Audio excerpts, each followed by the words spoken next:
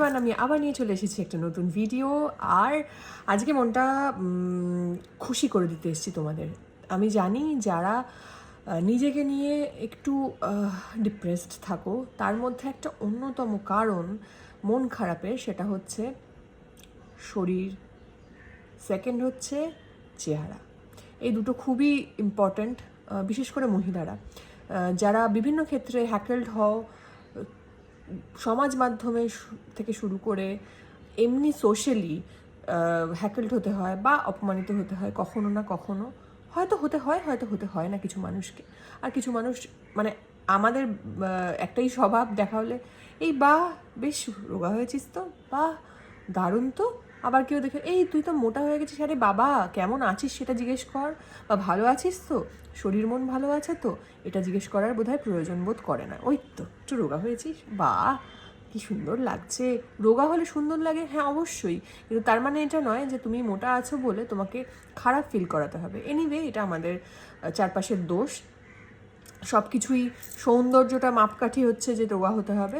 Anyway, সেটা তাদের ধারণা, কিন্তু আমি বলবো যে সবসময় ফিট অ্যান্ড হেলদি থাকতে, যেটা আমি আমার পেশেন্টদেরকেও বলে থাকি এবং আমি তোমাদেরকেও বলে থাকি। ফিট অ্যান্ড হেলদি থাকাটা খুব ইম্পর্ট্যান্ট।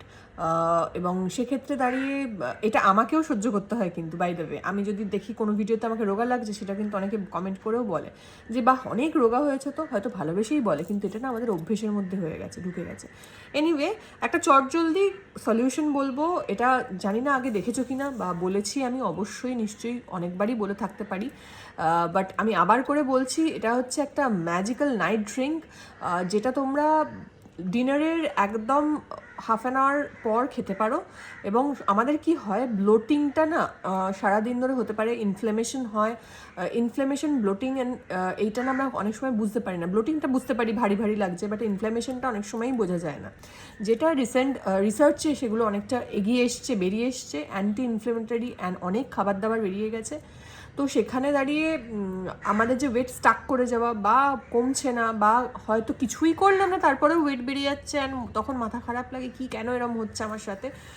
সো সেরকম একটা জিনিস, সেরকম একটা সিচুয়েশন যাতে না হয়, দারুণ একটা মানে সলিউশন আজকে দিতে চলেছি। সেটা হচ্ছে যে দুটো, মানে তোমরা কি করবে যে ওটাকে কি বলে, জায়ফল দুটোকে তোমরা গুঁড়ো করে নেবে, রোস্ট করে ফার্স্টে একদম তাওয়াতে রোস্ট করে নেবে। রোস্ট করে একদম যখন একদম রোস্ট বুঝতেই তো পারবে তোমরা যে বেশ একটুখানি ব্রাউন ব্রাউন হয়ে যাচ্ছে, সেইটা কালার চেঞ্জ হয়ে যাওয়ার পরে ওটাকে শিল নোড়ায় বা তোমার ওই হামানদিস্তাতে একদম গুঁড়ো করে নেবে। গুঁড়ো করে পিঞ্চ, একদম একটা পিঞ্চ তুললে যেটা হয়, ঠিক একটা পিঞ্চ গরম জলে, ফুটন্ত গরম জল, মানে জাস্ট এরকম একটা গরম, যেমন কফিটা যেরকম গরম জলে খাচ্ছি আমি, লেখাটা খুব সুন্দর এখানে, কফিটা যেরকম গরম জলে খাচ্ছি, এরকম গরম জলের মধ্যে 1 পিঞ্চ জায়ফলের গুঁড়ো দিয়ে দেবে।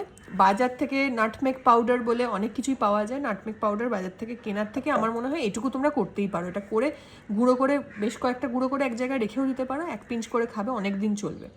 রাত্রিবেলা ডিনারের 30 মিনিট পর, হাফ অ্যান আওয়ার পর ওটা খেয়ে শুয়ে পড়বে। এই যে ডাইজেশনটাকেও প্রচণ্ড বাড়িয়ে দেবে।